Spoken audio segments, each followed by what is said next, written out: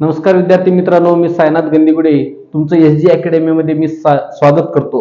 तर विद्यार्थी मित्रांनो, आज आपण सायन्स पार्ट 2 म्हणजे विज्ञान भाग 2 मधील first chapter heredity and evolution आज आपण पाहणार आहोत। विद्यार्थी मित्रांनो, हेरिडिटी म्हणजे काय आणि इव्होल्यूशन मीन्स काय? What is mean by heredity? तर हेरिडिटी म्हणजे the transfer of biological character from one generation to another generation is called as the heredity. विद्यार्थी मित्रांनो, आपल्यामध्ये जे बायोलॉजिकल कॅरेक्टर आहेत ते एका पिढीकडून दुसऱ्या पिढीकडे जे जैविक लक्षणे ते ट्रान्सफर होतात, म्हणजे रूपांतरित होतात, ट्रान्सफर होतात, त्याला आपण काय म्हणतो?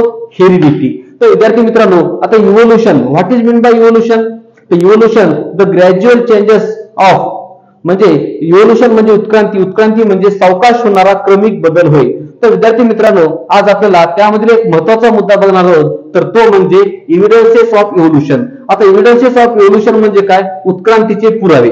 आता उत्क्रांतीचे पुरावे, तर विद्यार्थी मित्रांनो, एव्हिडन्सेस म्हणजे काय? Evidence is an everlasting process of changes. आता एव्हिडन्स म्हणजे काय? ही जी प्रोसेस आहे हे एव्हरलास्टिंग प्रोसेस म्हणजे अखंड चालणारी ही प्रक्रिया आहे। तर विद्यार्थी मित्रांनो, the proofs to support this process are called as evidences of evolution. म्हणजे हे ह्या एव्हिडन्सेस ऑफ इव्होल्यूशन साठी जे प्रूफ्स म्हणजे पुरावे आहेत आणि जे सपोर्ट आहेत, त्या सपोर्टला आणि प्रूफला, त्या प्रोसेसला आपण काय म्हणतो? एव्हिडन्सेस ऑफ इव्होल्यूशन असे म्हणतो। तर विद्यार्थी मित्रांनो, there are the 6 types of evidences evolution. Number 1 morphological evidences, number 2 anatomical evidences, number 3 vestigial organs, number 4 paleontological evidences, number 5 connecting links and number 6 embryological evidences। तर विद्यार्थी मित्रांनो, आपल्याला हे 6 पुरावे आज आपल्याला बघायचे। 6 पुराव्यामधून आज आपण 2 पुरावे बघणार आहोत। तो म्हणजे नंबर 1 आहे मॉर्फोलॉजिकल एव्हिडन्सेस। आता मॉर्फोलॉजिकल एव्हिडन्स म्हणजे काय विद्यार्थी मित्रांनो? तर बाह्यरूपीय पुरावे। मॉर्फोलॉजिकल एव्हिडन्सेस म्हणजे बाह्यरूपीय पुरावे। आता विद्यार्थी मित्रांनो, आपण अनेक प्राण्यांचं आपण ऑब्झर्वेशन करतो, निरीक्षण करतो। काही प्राण्यांमध्ये साम्यता दिसते, अनेक आपण वनस्पतीचं ऑब्झर्वेशन करतो, तर वनस्पतीमध्ये सुद्धा आपल्याला साम्यता दिसते। तर आज आपल्याला कोणत्या गोष्टीमध्ये काय साम्यता आहे ते आज आपण पाहणार आहोत। तर नंबर 1 मॉर्फोलॉजिकल एव्हिडन्सेस मध्ये सिमिलॅरिटीज इन द एक्सटर्नल म्हणजे बाहेरील भाग, अँड व्हिजिबल म्हणजे दिसणारा, फीचर्स म्हणजे गुणधर्म। बघा, similarities in the external and visible features are called as the morphological evidences. म्हणजे जे एक्सटर्नल म्हणजे बाहेरचा आणि व्हिजिबल म्हणजे दिसणारे जे फीचर्स म्हणजे गुणधर्म आहेत, त्याला आपण काय म्हणतो? मॉर्फोलॉजिकल एव्हिडन्सेस म्हणजे बाह्यरूपीय पुरावे असे म्हणतो। तर आता आपण प्राण्यामध्ये काय काय पुरावे बघणार आहोत, काय काय मध्ये बघणार आहोत? तर अॅनिमल मध्ये म्हणजे प्राण्यामध्ये आता काय सिमिलॅरिटीज आहेत, साम्यता काय आहे? माउथ म्हणजे तोंडाची रचना, नोस्ट्रिल म्हणजे नाकाची रचना म्हणजे नाकपुड्याची रचना, एअर पिन्ना म्हणजे कानाची रचना, आणि पोझिशन ऑफ आईज म्हणजे डोळ्याची खोबणीची रचना, आणि हेअर म्हणजे बॉडी ऑफ हेअर म्हणजे अंगावरील केस। हे सगळे आपण वेगवेगळ्या प्राण्याचे आपण पाहतो।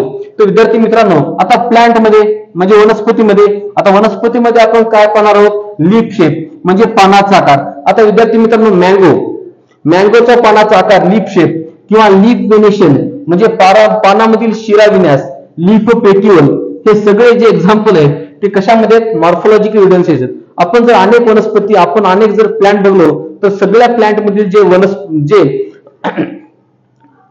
लिप्स आहेत, तर लिप्स कसे? सारखे आहेत। लिप्स मधील जे लीफ वेनेशन आहेत ते सुद्धा सारखे आहेत, त्यांचे लीफ पेट्यूल सुद्धा कसे?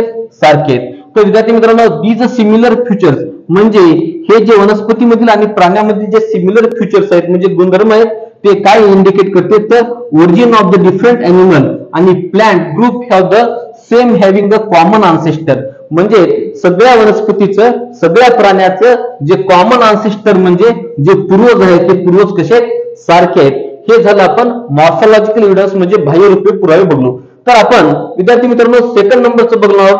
सेकंड नंबर म्हणजे अॅनाटॉमिकल एव्हिडन्सेस। आता अॅनाटॉमिकल एव्हिडन्सेस म्हणजे काय? शरीरशास्त्रीय पुरावे। आता शरीरशास्त्रीय पुराव्यामध्ये उदाहरणार्थ ह्युमन हँड म्हणजे मानवी हात, फोरलेग्स ऑफ बुल म्हणजे बैलाचा पाय, flipper of whale and patagium of bat म्हणजे वटवाघळाचा पर, हे show the difference in their features. म्हणजे हे सगळे जे अवयव आहेत त्या सगळ्याचे जे फीचर्स आहेत म्हणजे गुणधर्म आहेत ते कसे? डिफरन्स आहेत। तर विद्यार्थी मित्रांनो, these organ have the different uses, आणि हे ऑर्गन जे आहेत त्या ऑर्गनचं जे युजेस सुद्धा आहे, युजेस सुद्धा कसं आहे डिफरंट, म्हणजे प्रत्येक प्राण्यामध्ये प्रत्येक अवयवाचं डिफरंट युजेस आहेत. तर the structure of bones and joint in the organ of each those animal show the similarity. तर आपण आता उदाहरण जर बघायचं बसलं तर मानवाचा हात किंवा दुसरं काय, मांजरीचा पाय, वटवाघळाचा पर, चर्मपर आणि देवमाशाचा पर, त्या सगळ्यामध्ये जर आपण जर विचार केलं तर सगळ्यांची जे जोडणी आहे, जॉईंट आहेत, ते जॉईंट कसे सारखे आहेत, पण त्यांचं जे काम कसं आहे पूर्णपणे वेगळं आहे. तर द स्ट्रक्चर ऑफ बोन म्हणजे स्ट्रक्चर ऑफ बोन म्हणजे काय, हाडाची रचना, जॉईंट म्हणजे काय, जोडणी, organ of each of these animals show the similarities, त्या सगळ्यामध्ये काय सिमिलरिटीज म्हणजे सारखेपण आहे.